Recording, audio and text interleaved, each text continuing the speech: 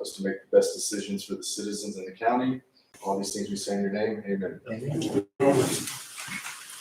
Pledge allegiance to the flag of the United States of America and to the republic for which it stands, one nation, under God, indivisible, with liberty and justice for all. Honor the Texas flag. Pledge allegiance to the Texas, one state under God, one indivisible. Okay, I want to welcome everyone to our meeting today.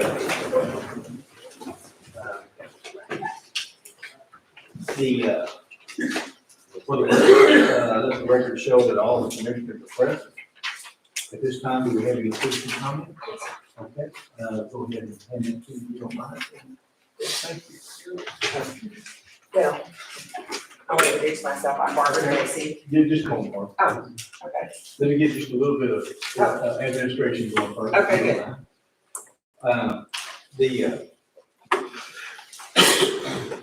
I want y'all to know, now, you're here about the roads, is that correct? That's correct. Now, I will tell you this, we went ahead and put that on the agenda, so if you want more time to speak, then you can. So, Okay. I'll leave it up to you. Okay, that's fine with us. If y'all want to speak now, you can, but we won't speak back to you on that right now, we can't. Okay, that's fine. Let's wait till, We just wait, that's what I was talking okay, yeah, that's good. about. All right. Anybody else want to sign in, for the meeting? I mean, to speak? Okay. All right, let's go ahead then and move forward on the consent agenda. Before y'all have the agenda in place, I do want to bring to your attention that Hilltop Securities did present us with a interest check that will deposit $4,835.73. So that's with the interest that we had on the money at closing. They finally finished it all out. I'll give that back to Ashley to make sure that it's deposited. I just want to throw that out there for y'all. I trust you had a chance to look at the consent agenda. Is there any discussion on it right now? I move we approve the consent agenda. Second. We do have a motion and a second. Is there any other discussion on this? All in favor, say aye. Aye. Any opposed? Okay, let's go into our regular agenda. Item number 7 is going to be discussion and possible action on the burn ban. As y'all know, we put that burn ban on shortly after our last meeting because it got so windy and it's so humid, dry, not humid, but dry. And so at the request of many of the fire departments, we put it on. Matt, I'll ask you, any reason to take it off? Well, no, we're kind of in little different situations. I brought the burn ban map. On this map, one of the lowest that 5 neighboring counties have the burn ban on. And, again, as we all know, it rains a little like this, or good soaking rain, and people don't know why the burn ban's still on. Well, if it doesn't rain for a couple of days, wind, sun, you're right back in the same situation. And one thing we never want to do is put it on, take it off, put it on, take it off. Then the public has no idea is it on or is it off. So my recommendation would be to leave it on for a little while longer. Judge, should we probably have a motion to vote on that? Yes. Just because obviously it's put on an emergency situation. Okay. Then we'll entertain a motion to leave the burn ban on. So moved. Second. And a motion and a second. Any other discussion? All in favor, say aye. Any opposed? Okay, let's look at item number 8. That's going to be accept for the record the Immigration and Customs Enforcement Modification of contract number 80990115 from the Miami County Detention Center. As y'all know, the prisoners out there are basically federal type prisoners that we have out there at the old private prison that we used to own. However, we still manage it, and this is a contract that they're asking to be changed. We go through this every so often. They're asking for different adjustments on it. Natasha, did this go through you? Did they send this to you or just to Ashley? Just to Ashley. Okay. Anyway, we looked at it. I'm going to recommend that we go ahead and make this adjustment. And so, if y'all had a chance to look at it, have any questions, we'll entertain that. If not, let's go ahead and move forward one way up. I make a motion that we accept. Second. Motion is second. Any other discussion? All in favor, say aye. Okay, let's move down to item number 9. And that's going to be, I tell you what, before we do item number 9, well, no, let's keep going. I think we need to do it pretty fast. The, item number 9, accept for record the 2021 budget profile report. We got a couple of them. Marge, you want to speak on yours at all? Only if y'all have any questions about it, I have another copy if anybody else would like to All see. right, the Constable Precinct 4 turned his in. So, for the record, we need to approve those reports. I make a motion that we approve the 2021 racial profiling reports for the sheriff's office and constable for precinct 4. Motion and a second. Any other discussion on this item? If not, all in favor say aye. Aye. Any opposed? Let's move to item number 10. That's going to be a discussion to formally express thanks for the donated round pins at the fairgrounds. I'm going to turn it over to Commissioner Friday, who kind of spearheaded that. You want to say anything about it? Sure, the fairgrounds needed a round pig for warm-ups when they were doing their 4-H horse program, and we were able to get enough donations to get the pin out there so they didn't have to come out of county money. There was a handful of people that donated. Bill David was one, you were one, Judge Jones was one, Mr. Rojas was one, I was one, and then 4-H donated a little bit of their money in there too. So we were able to get it up and, Kenneth was able to get it up and running, and we really appreciate everybody that helped out with that. It will really go a long ways for the kids. Okay. No real action needs to be taken on this today. We just wanted to bring that to your attention that some positive things are happening out there at the fairgrounds. And so let's move on then to discussion and not action on Livestrong County Road 740 road condition. At this time, I will let y'all speak. Whoever would like to speak first, go ahead. Sir, thank you for your opportunity to let us speak. My name is Linda Katner, and I actually live in the log cabin at the very end of 740. I've only been here a year, so bear with me just a little bit. I'm more concerned with, I understand the temporary fixes that are made. I understand about the fact that you cannot do oil sand this time of year. A former councilwoman from a different city before I moved here, and so I was well aware of the public works side of this thing. My question is, I understand also that cold patch is very expensive and it's hard to come by. My question also is, this road has changed, and it's my understanding this is so, from its original intention. The normal county road that is built for these particular areas around the lake was quite a bit before the more upscale homes that are being built at this time. We have a lot more traffic with the dump trucks coming in, gravel trucks, concrete trucks, sanitation trucks, because of the growing population in this area. I know that the area that I live in, Lake Limestone Coves, has over 100 people that live there. Summer Place has well over 100. And Oak Point was, how many do you remember? 75? There's 75 people, there's probably 40 homes. Okay. There are many homes in the building process as we speak. That means more traffic and more heavy-duty load on a road that was never intended for that purpose. I'm curious to know is when the last traffic study was done on this road, and has there ever been a weight limit study for this road? Normally, when the lake was first impounded, I would think it would have been mostly just weekender homes and things like that, very few full-time. That demographic has drastically changed.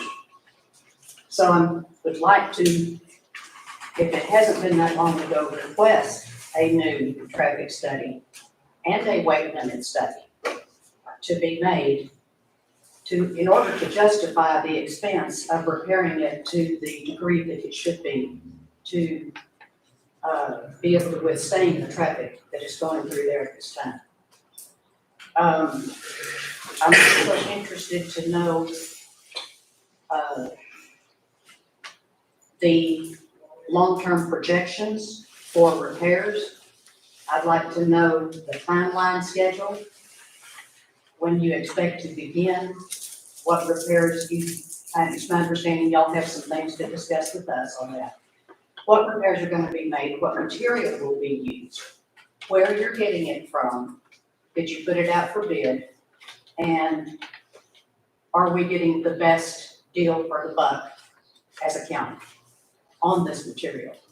And I also would like to know if you've considered using recycled asphalt. That I know that there are plenty of private companies that I've seen advertising that. I understand that the county probably already has a source in place. I would just like to be informed of who that is and how long we've been using the same company, or are we continuously looking for other options that might be more fiscally responsible? I also would like to apologize to Commissioner Sandberg that I've never had a chance to meet you yet. There just hasn't been an opportunity for me to do that, so my apologies for not reaching out to you first. So kind of in closing, Mrs. Casey would like to address, because she's more familiar with the history of it. I'm more familiar with your side of what you're doing. So, be more than willing to work with you guys in any way that I can.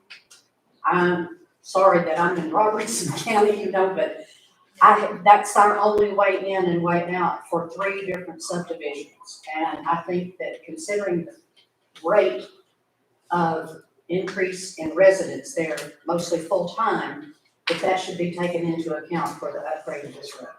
Thank you for your time. I have a very loud voice, and I don't stand up well, so I'll just sit here. Our main concern has been, and we've had so many people express their opinions or grievances on social media, which just doesn't do any good. I can read it, you can read it, everybody can read it, but until we talk about it openly and find a solution to, and it's not just it's not just LCR 740. We've heard this, and I know you guys heard it at Republican Women, people talking about the multiple problems with the roads, county roads, and I think they're all just about the same condition.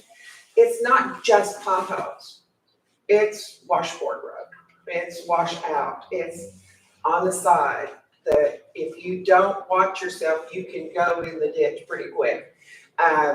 So again, finding out what the solution is for this, wish I were a contractor, I'm not.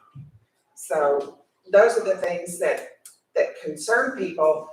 Also, as I had talked to, or left a message for Bill David, I was coming home one afternoon rather, and a car was coming pretty quick, a pickup truck was coming pretty quick. We both swerved at the same time to miss a fairly large area of the road that was not in good condition. It was rough and potholed and what have you.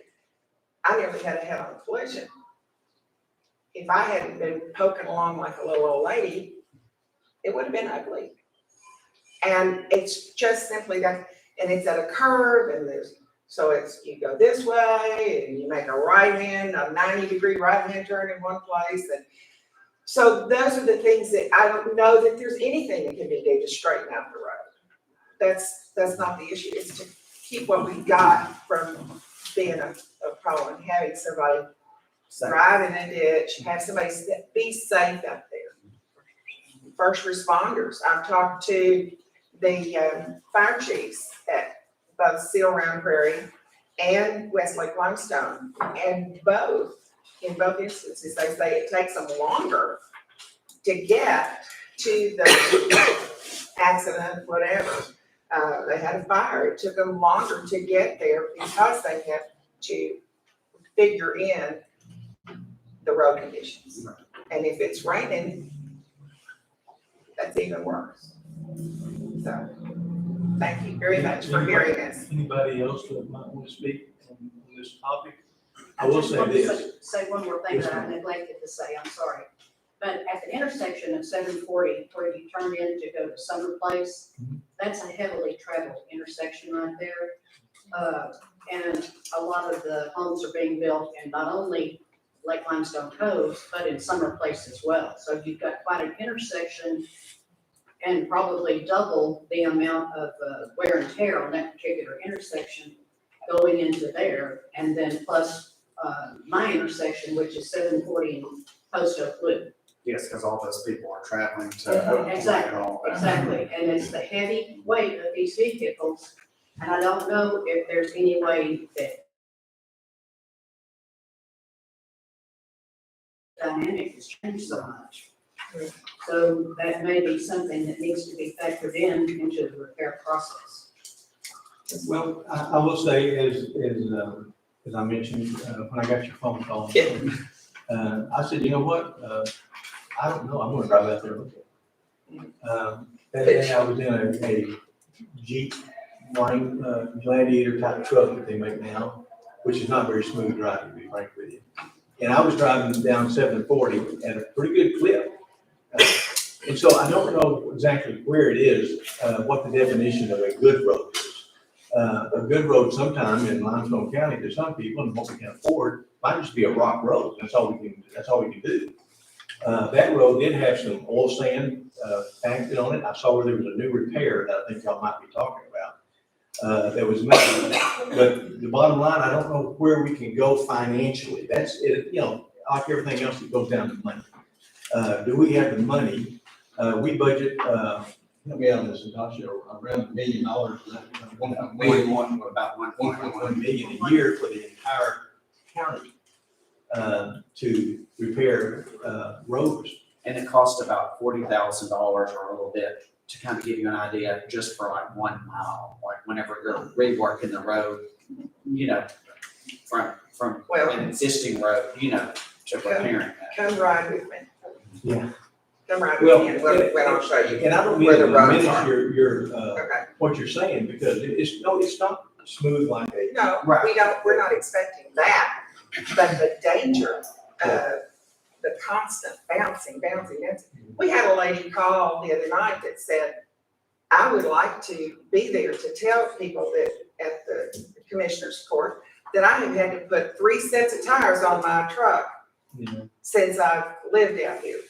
Well, let me tell you, So it's not just, once we get past, I put the next item on Okay. purpose to tell you what we're looking at, what we're gonna be doing. But I'll open it up to any of the commissioners that want to speak before we go to that, might be better. Sir, on the oil patch repair, oil sand repairs that you're doing though, when you're talking about when you budgeted for those things, are we budgeting for only oil sand repairs? Do we have a long-term projection on being able to find something more sustainable? Because I would hate to think that you're budgeting $1 million or whatever it was for the whole county, and if it's just oil sand patches, then you could be investing that in something more long-term. Okay. It's for all our We did buy some rock, wrap this all year. sand, and we do have, like Steve was fixing to say, and that's about what I was fixing to say. We have taken the recycled our asphalt, it's called wrap, and we are currently changing our recipe on the patch. Well, changing our recipe on what we might lay out in stretches, but we also change, that also changes the amount of, when you make your supply that you're using, that's where the patch group gets theirs. Goes same thing as if you put it on a truck and lay a long patch area or a long half a mile area. And that route changing with the little changes that we're making in the recipe is gonna make those patches a lot more permanent and a lot more solid. Where it's not, you know, whereas right now, and I understand completely, but whenever our current way that we've been patching the roads, when they are actually putting the oil sand there, the people driving on it is packing it down, and it is more we're knocking it out. right, a temporary fix. Or it rains 2 inches Right. next week. And anyway, but like what Commissioner Forrest said, we have purchased some of that wrap, and I do know that as far as weather conditions go, it's better to do it whenever you have warmer temperatures for it, to last and everything. It has to be 80 degrees. Right. Right. Let me say this, I think it would be good for us to go to the next agenda item, because there's some things I'd like to speak about Okay. what we're gonna do about. We have some information on when Robertson County came out and topped and did the road from 740 through Post Oak Loop and around and Hickory and all that. That was 30,000 per mile, and they used chip and seal. And that was, so that's something we might take into consideration. Yes. And it does look like that has held up pretty well. Oh, yeah, it I has. personally, out at Box Church, to get to my house, you have to drive 1 mile across the road. Mhm. About 20 years ago, we did the chip seal. The first time it did take better, and we've had to redo the road twice, actually, in a 20-year span. We used a company out of Waco. Right now, like if you saw my road, the only thing, it's really, really bad. I mean, which right now it's so that as far as the potholes, whatever the second people, it was a different contractor we used, I guess, it may be a different mixture or whatever. It didn't hold up quite as well. Yeah. And I will say it does look like it is holding up better down there. Even with all of the With all the traffic, heavy traffic that's on Post Oak Loop, that we always call it the second Post Oak Loop, Right. has the most traffic on it. And the crossroads see, and inside Oak Point, Right.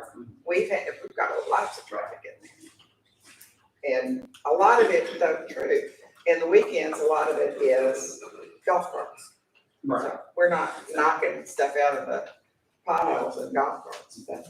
But I do want to thank y'all for coming and talking to us, because I think that's, we do appreciate it, and we are going to do everything in our power to try to make.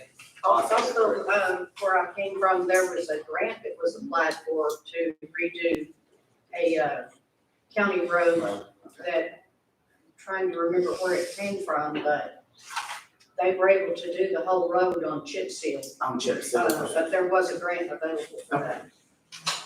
Can we go ahead and say this then? We'll go ahead and say, first of all, I think the communication is the best thing, anything of what we're doing today.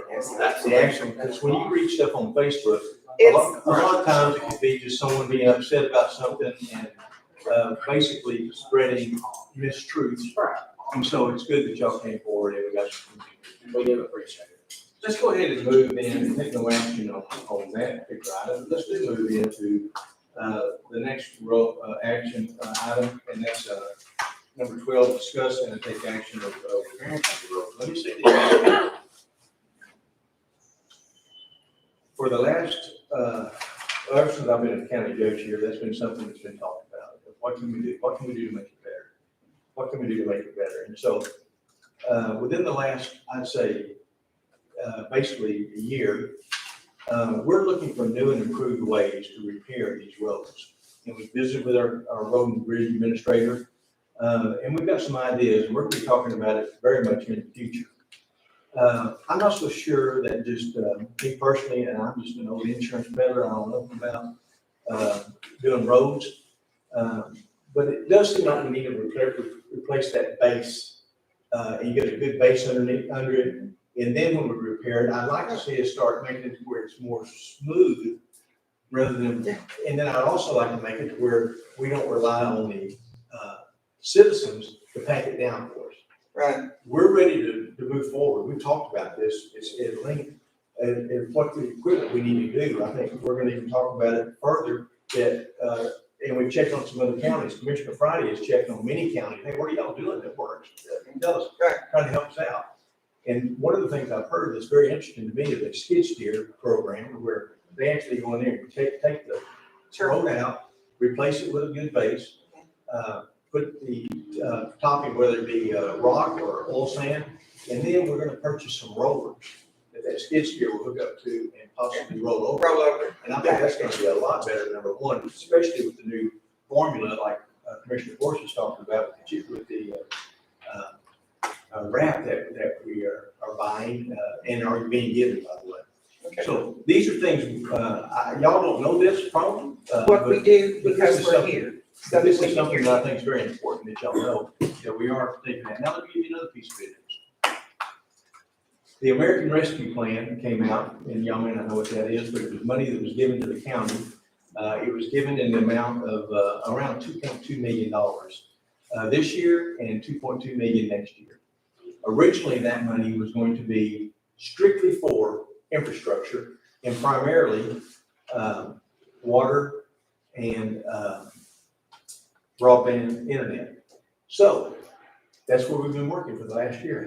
What can we do to increase all the water supply systems? What can we do to make sure that what happened last February doesn't happen again? But on the same token, what can we do to get broadband out in the rural communities a lot better than what we have right now? This past week, the Treasury Department did their final ruling. And on that final ruling, any community, whether it be county or city, that got less than $10 million, they pretty much opened the door for whatever we need. So we're not going to forget about the water. We're not going to forget about broadband. But one of the things that I think the commissioner is going to be interested in is going to use some of that money to improve some of our roads. Okay. So it's going to be more monies for the county to be able to do some road work, of which none of it can be done probably till May or June of this next Well, you year. don't want to do it right now. Right now wouldn't be a Whether good time. Yeah, not a good time. The one, But if one I thing- get us the equipment that we need, start doing a better job patching, that's one thing I really think we need to look at, is how we're patching these roads. And I'd like to defer it over to the road and bridge administrator, who everybody kind of looks at. Any ideas, Jerry, that you want to say? May I just bring one other thing? Yes. 740 is our only road in and out of our area. Summer Place, Limestone Cove, Oak Point, we have one way in and one way out. So those are our concerns too, and I know it's y'all's concern. You know that. I'm not giving you information you already have. If I might interject something. Sure, please. And having the most longevity and knowing what's happening. Right. You say those roads weren't built for that, and they weren't, just like all the roads all the way around the lake and everywhere else weren't built for the oil and gas production that went on in this county, especially 12, 15 years ago. For a while, and there was a big issue with the court, precinct 2 and 3 didn't get many priority roads, because most of the priority roads went 1 and 4 because of the lake and some areas. And so we had a contingency fund, and it was called a priority road fund. And we would basically, as a commissioner, kind of apply with the other ones. We'd ask, hey, I want to fix this certain road out of this priority road money. We're gonna have this extra money the judge is talking about, that maybe we can use a couple $100,000 of that on road materials or the extra skid steer or whatever.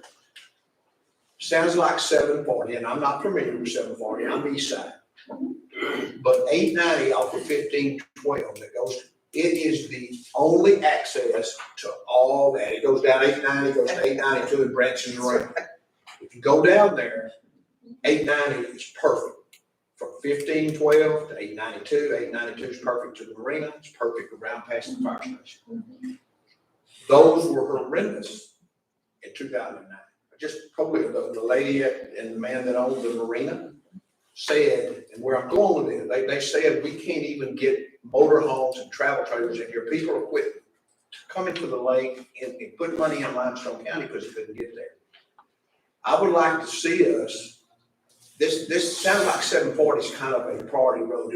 We quit doing that. We changed some commissioners and we quit doing the priority road. But we still need to fix roads. I mean, I'm a commissioner of precinct 4, but I'm a commissioner for Limestone County. So if 740 needs an extraordinary thing, we each one don't have 230, 40, 50, 60,000 based on the miles you have. I have 233,000. I do my entire precinct for a year. That's very, very tough. But we have that contingency fund or this money from the Rescue Act that we might turn to Mr. Sadler and say, hey, we're going to give you this priority road money so that you can do some work for 740. Now, as Mr. Herring had told me, 740 is not like 890 was. We can't go in there and lay seal coat on it because it doesn't have the right kind of base and the right kind of thing. But it could probably be redone all in sand. How long is that road? 4 miles, 5 miles? 5. About 5 miles. But the first 2.5, 3 miles, there was really not a whole lot wrong with the period. So, and ma'am, you may have to bite off, and I do this. I've got a stretch of road where there's all the sand stops and the highways out here, and it's rock. 820, we're gonna do this next year. I'll bite off half of it. And you have to be patient, but I'm all in saying half of it out of my budget, and then 23, I'll want to set on the other half. And so, but if we move some of that rescue money over there, we might could make 840 a lot better. I'm 740. And I just interject that, it's not unusual for us to spend money in one precinct that we all support. If I might suggest also, because of the condition of the road between 937 and the marina is not as bad as what we're dealing with on the other end, I would strongly suggest you started the farthest end and work your way forward to 937.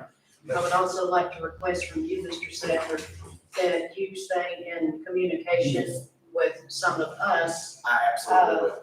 Yes. to let us know the timeline, Yes. proposal, progression. Sure. And I would also ask for a copy of the minutes from this session, if those are available to us. Sure. Okay.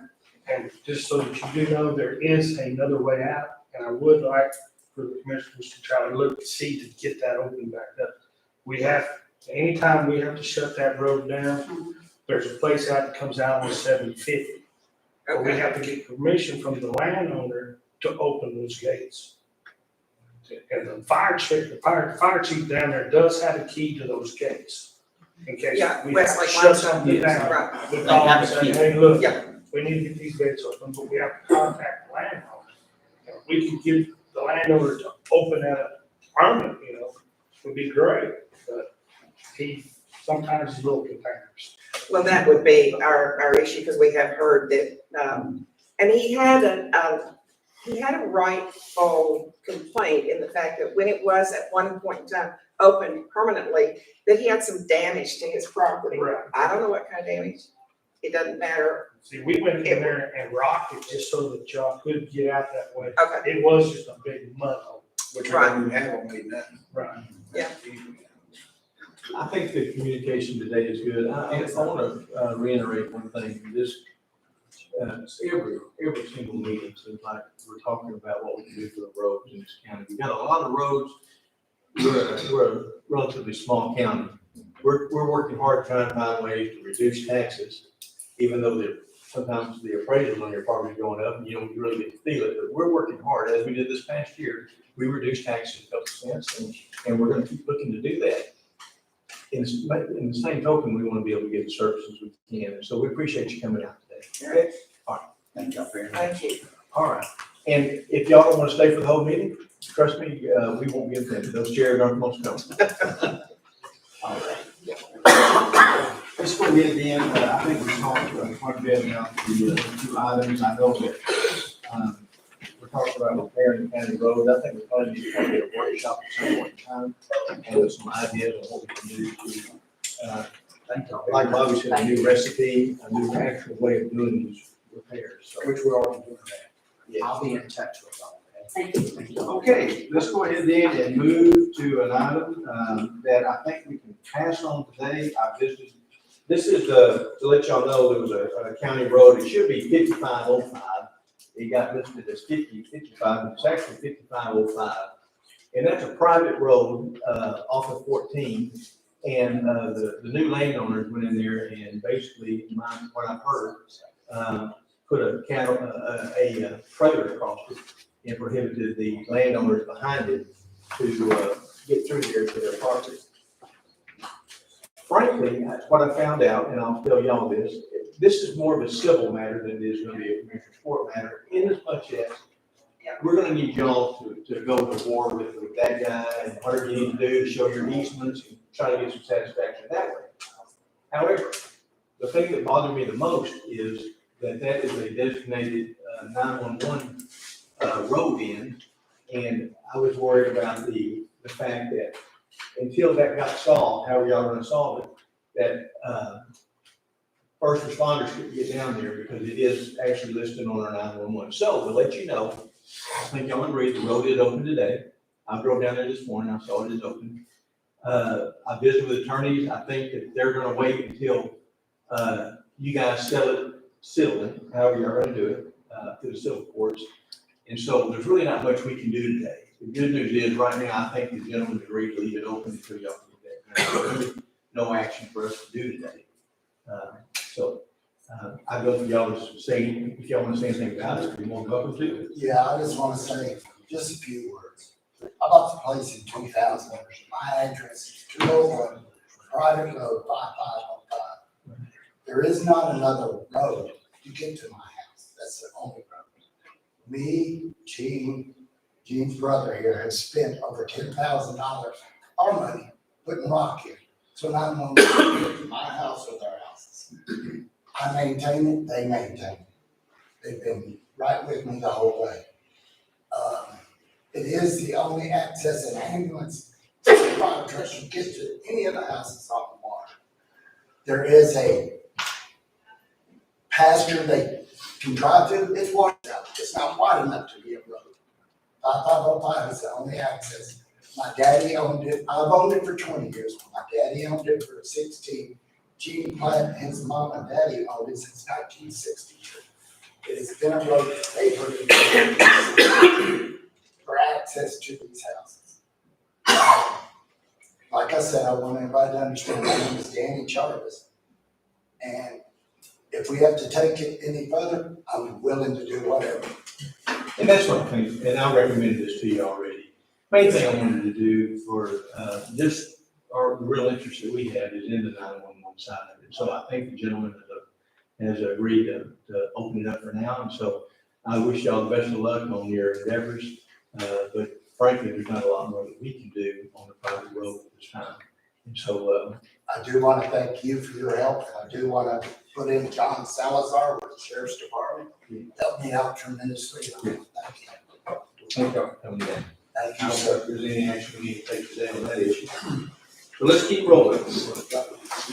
Next item is item number 14. And that's going to be discuss and/or take action on the purchase of a new backhoe. I think it takes place. Y'all got some scores. Let's see.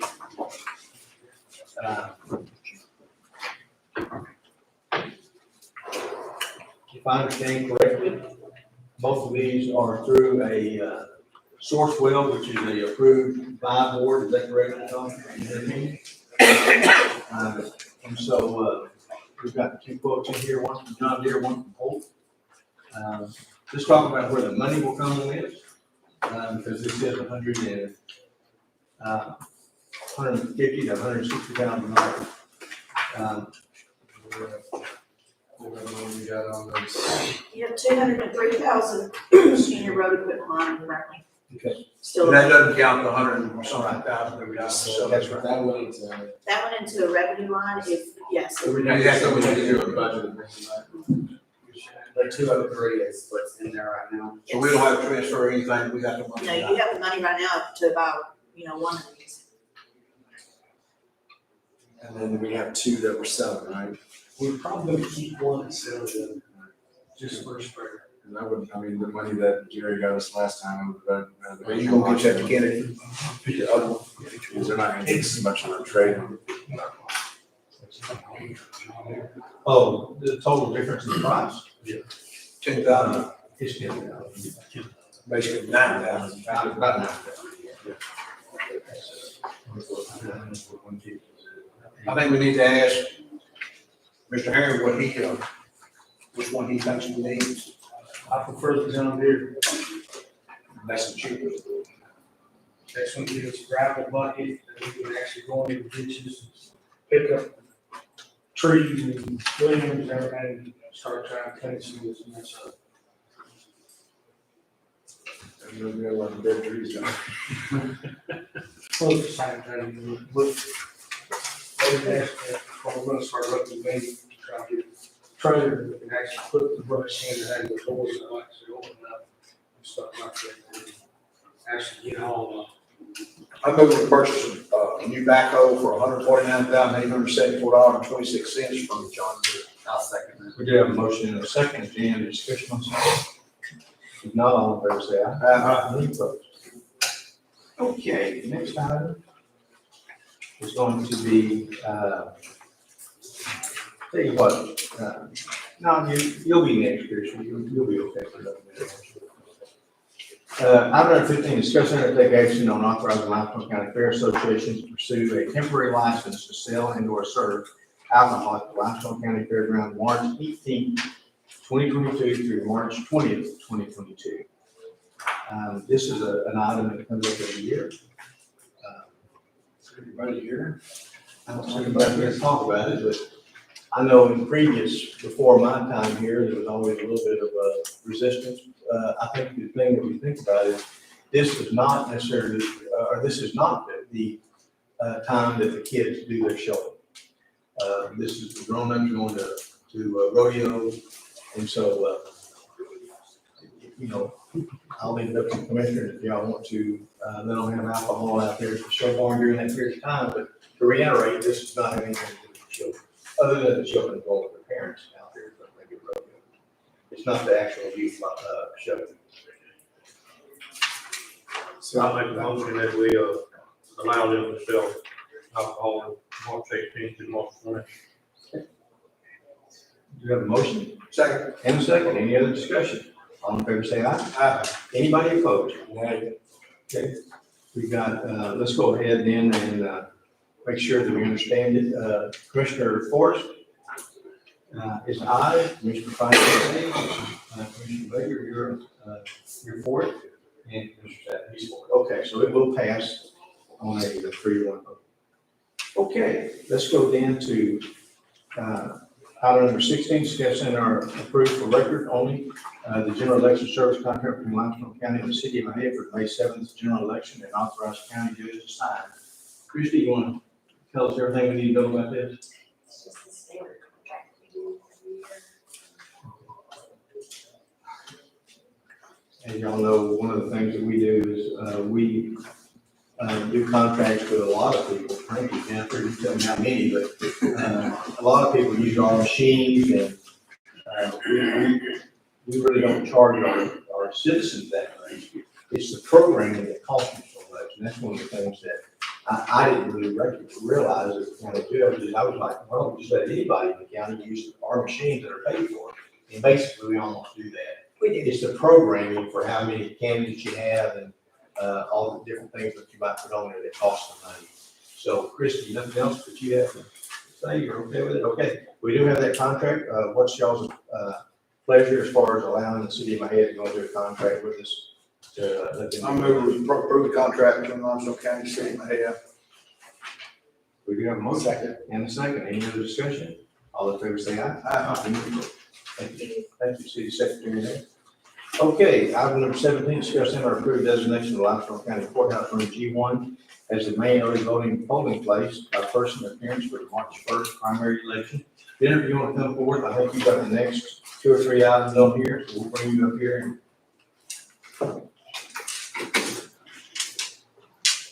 Basically, right here, you're saying you want to be able to use G1 as the voting by personal appearance. Yes, sir. For, okay. Any thoughts on that? Anything else you want to add? Again? I think that we have approved, room G1 as the primary early voting. Okay, second. Motion and a second. Any other discussion? All in favor, say aye. Any opposed? Okay, let's go ahead and end on the same topic in discussing the approved designation of the Mahia Civic Center as a temporary branch early voting polling place of personal appearance for the March 1st primary. So that will give the Civic Center as a place there in the northern end of the county for the early voting.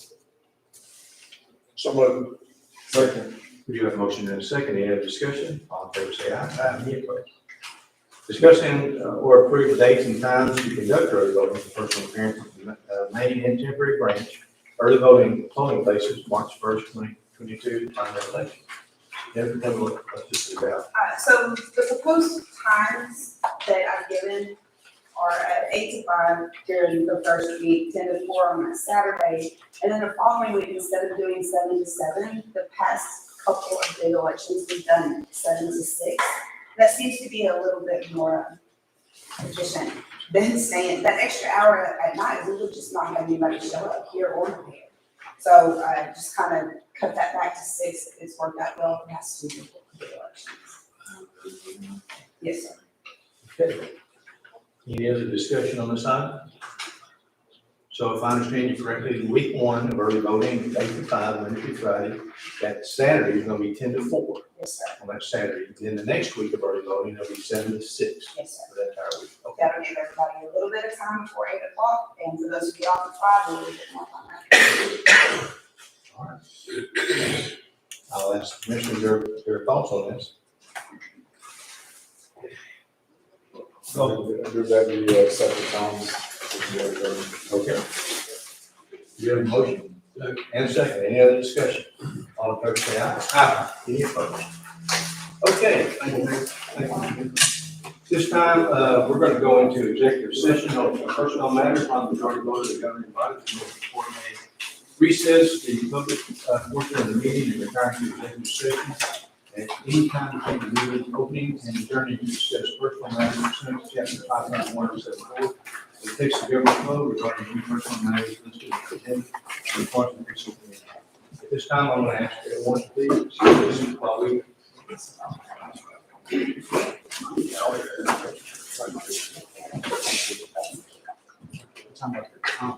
why I don't think so easy. Well, I tried.